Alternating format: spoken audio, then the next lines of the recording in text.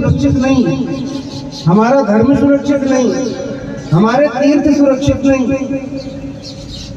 हमारी शिक्षा पद्धति सुरक्षित नहीं, हमारे कृषि गोरक्ष और वाणिज्य के जो सिद्धांत हैं, अगर वही सुरक्षित नहीं रहेंगे तो उस विकास को हम क्या करेंगे?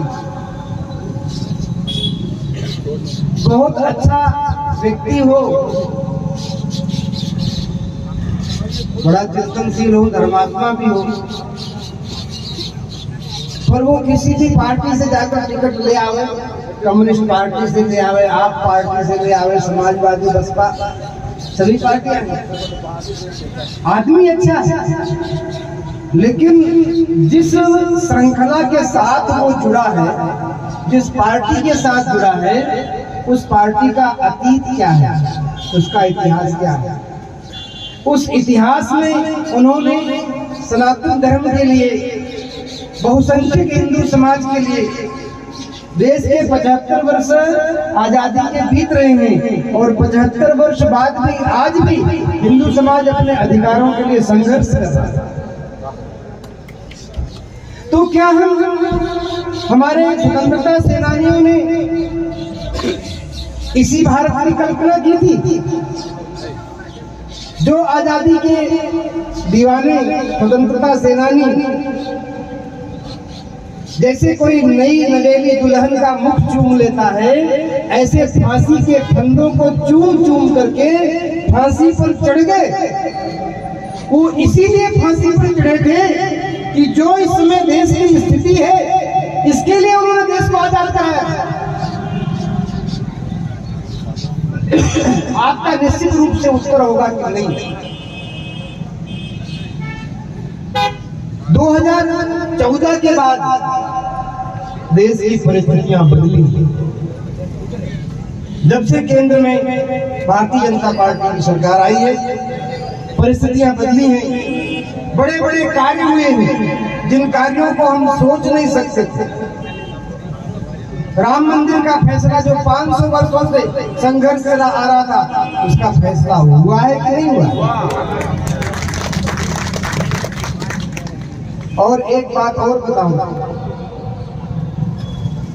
अभी तो मंदिर का निर्माण हुआ नहीं पूरा, प्रथम तल ही बना और 3 आतंकवादी पकड़े गए गोला बारूद के साथ, उस प्रथम तल को उड़ाने के लिए गए।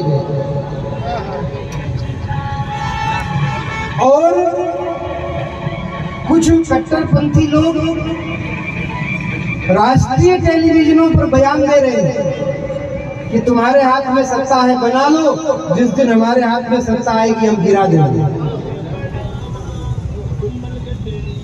और ये लोग उनके साथ खड़े, ऐसे बयान देने वालों के ये अभिभावक बने हुए उनके पीछे। हम ऐसी पार्टी का साथ कैसे दे सकते हैं जो सनातन धर्म के विपरीत जाने का प्रयास करते हैं, जो सांस्कृतिक राष्ट्रवाद की विचारधारा से विपरीत एक ऐसी विचारधारा देश को थोपना चाहते हैं, उस विचारधारा के साथ हम लोग कैसे करेंगे? हम सब लोग, आप लोग मैंने पूछ सको कि बात, आप तो साधु हो, आप चुनाव में प्रचार करवा क्यों आए? सुरेंद्र सिंह जी कहीं आपने हगावाड़ा लागे कहीं? सुरेंद्र सिंह जी मेरे सगे वाले से भी कोई अधिक निकट हो वो लगते हैं। और क्यों? क्योंकि ये सांस्कृतिक राष्ट्रवाद की विचारधारा को लेकर चलने वाली जो पार्टी है, उसके एक सिपाही है। और उस सांस्कृतिक राष्ट्रवादी विचारधारा वाली पार्टी का जो सिपाही है, हम उसके साथ खड़े रहेंगे। बिल्कुल। हमें लोग कहते हैं कि महाराज आप बहुत कठोर बोलते हो, कठोर बोलते हो, कहीं आपके ऊपर केस न लग जाए। हमने कहा इस अपने हिंदू समाज को, सोते हुए समाज को जगाने का काम अगर करना अपराध की श्रेणी में आता है तो ये अपराध मैं निरंतर करता रहूंगा, जब तक जीऊंगा तब तक करूंगा। क्यों? ये समाज मुझे वस्त्र देता है, ये समाज मुझे अन्न देता है, ये समाज मुझे प्रणाम करता है, ऊंचे सिंहासन पर बैठाता है, खुद नीचे बैठता है। घर में पहुंच जाऊं जो सबसे बढ़िया कंबल हो वो मेरे लिए, जो सबसे बढ़िया चादर नहीं हो वो मेरे लिए,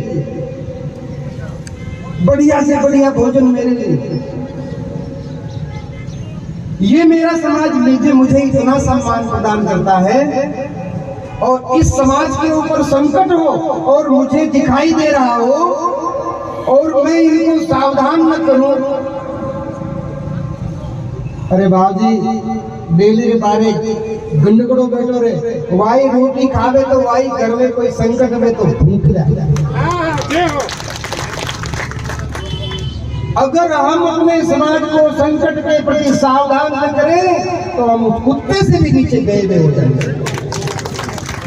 और सच्चे अर्थ में साधु वही है जो राष्ट्र और समाज पर संकट आवे और उस संकट के समय साधु को हथियार उठाना मना है, लेकिन उस समय भी वो हथियार उठा करके और समाज की और राष्ट्र की रक्षा के लिए निकल पड़े, वही साधु है। और जो उस समय अपने आश्रम में बैठा रहे वो काल में भी है, उससे सावधान रहो। तो भैया बहुत ज्यादा कुछ कहने की जरूरत नहीं है, थोड़े में कहूं और अधिक समझो। 5 साल बाद ये अवसर आता है, कहीं ऐसा ना हो कि हम लोग अपने व्यक्तिगत अहंकार और स्वार्थ के चक्कर में, हाँ आपकी शिकायत हो सकती है सुरेंद्र सिंह से, खूब शिकायत करो, खूब झगड़ा करो, लेकिन वोट तो भारतीय जनता पार्टी को ही देना है, क्योंकि ये विचारधारा की बात है। अगर विचारधारा पराजित होती है तो हिंदू राष्ट्र पराजित होता है, पूरा सनातन समाज पराजित होता है, और विचारधारा की विजय होती है तो पूरा संपूर्ण समाज विजयी होता है।